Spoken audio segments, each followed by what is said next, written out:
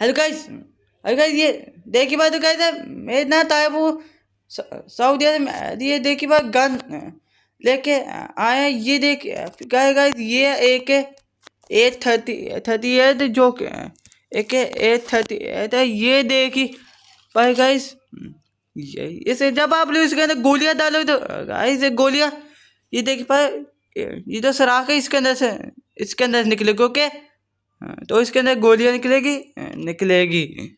और आपको इधर से ध्यान रखिएगा कि इधर से निकली कहाँ गई गोलियां। तो मैं आपको चला के दिखाता हूँ। ये देखो भाई,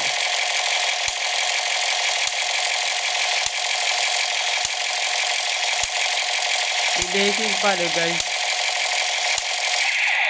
ये ये देखो गाइस।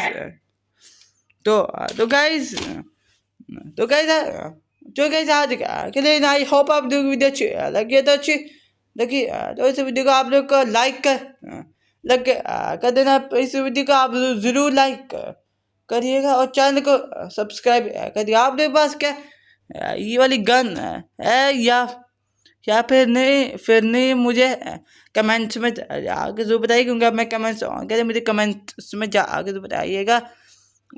और गाइस, इसका जो साउंड है ना, ये जो इसका साउंड है, ये मुझे इफेक्ट बहुत अच्छा है इसका। तो गाइस, आप लोगों की वीडियो अच्छी लगी जल्दी से आप लोग लाइक करना। ओके, अल्लाह हाफिज़, और चैनल को सब्सक्राइब भी कर दें। ओके, अल्लाह हाफिज़।